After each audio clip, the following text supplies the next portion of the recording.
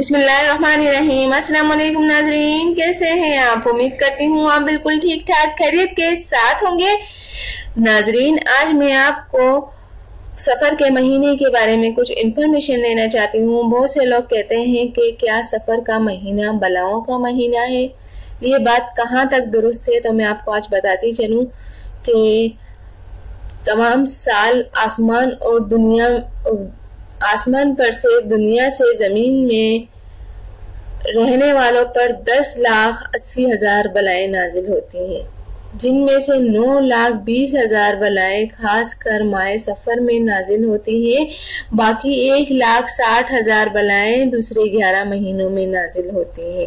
تو ناظرین، اس بات سے اندازہ لگا لیں کہ ماہ سفر بہت ہی زیادہ بلاؤں کا مہینہ ہوتا ہے اور آسمان سے زمین والوں پر کتنی بلائیں نازل ہوتی ہیں۔ حضور اکرم صلی اللہ علیہ وآلہ وسلم نے فرمایا ہے کہ حضرت آدم علیہ السلام سے لے کر مجھ تک کوئی ایسا نبی نہیں جو اس مہینے میں پریشان نہ ہوا ہو۔ حضرت آدم علیہ السلام اسی مہینے میں جنت سے نکالے گئے تھے۔ حضرت ابراہیم علیہ السلام سفر ہی کے مہینے میں نارمل میں ڈالے گئے۔ زمین پر پہلے انسان کا قتل یعنی قابل نے حابل کو قتل کیا تو اسی مہینے میں۔ حضرت ایوب علیہ السلام پر بیماری کا نزول ہوا تو اسی مہینے میں۔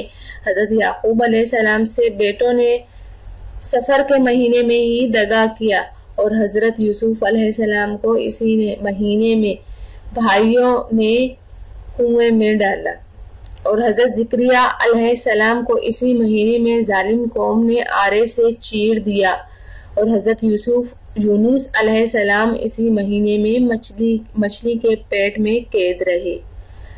المختصر یہ ہے کہ آدم علیہ السلام سے لے کر حضرت محمد صلی اللہ علیہ وآلہ وسلم تک ہر نبی کو پریشانیوں کا سامنا کرنا پڑا اسی مہینے میں۔ یہی وجہ تھی کہ حضرت محمد صلی اللہ علیہ وآلہ وسلم پر جب اس مہینے میں مصیبتوں کے پہاڑ ٹوٹے تو آپ نے فرمایا، جو شخص مجھے سفر کے مہینے کی گزر جانے کی خوشخبری سنائے تو میں اسے جنت کی بشارت دوں گا۔ تو ناظرین، اس مہینے میں اس مہینے میں جو آفت ہمارے اوپر آ سکتی ہیں اس سے بچنے کا ایک حل ہے۔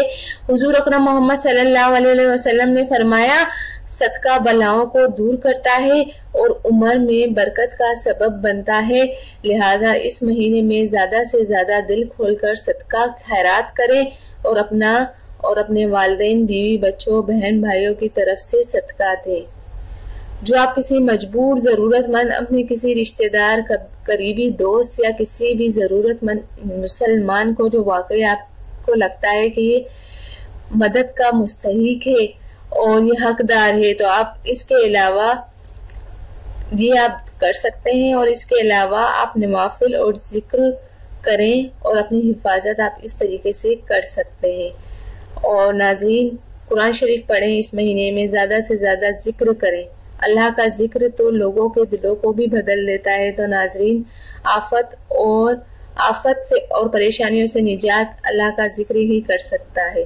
تو ناظرین، یہ ہے بلاؤں کا مہینہ اور یہ بالکل سچ بات ہے کہ حضور اکرم صلی اللہ علیہ وسلم اس مہینے کے ختم ہونے پر بہت خوش ہوتے تھے۔ تھینک یو، اللہ حافظ، ملتے ہیں نیکسٹ ویڈیو میں۔